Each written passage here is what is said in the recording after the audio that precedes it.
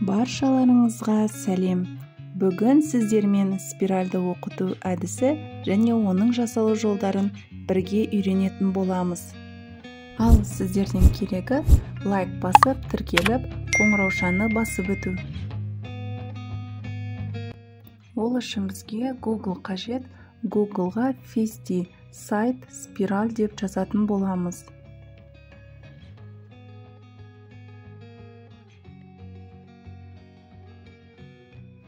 Ең бірінші тұрған сайтты таңдап, сол сайттың үстінен басамыз.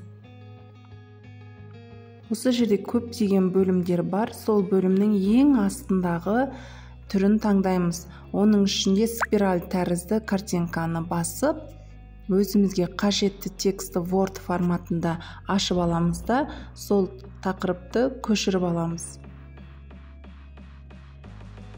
Көшіріп алған мәтінді дәл осы жерге вставитті басып көшіреміз.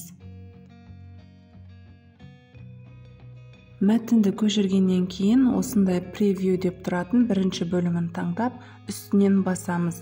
Бізге екінші терезеге өзіміздің жазған мәтініміз толығымен осылай дөңгелекше болып шығады. Осылай дайын болған мәтінімізді мышканың оң жағын басып, екінші тұрған бөлігін таңдап, өзімізге керекті атау жазып, сақтап аламыз. Енді осы суретті Word форматындағы главная бөліміндегі вставкадағы рисункиді таңдап, загрузкиға кіріп, спираль мәтінімізді жүктейміз. Бейнежазба ұнаса, осы видеоға лайк басып, маған тіркеліп, қоңыраушаны басып өтіңіздер.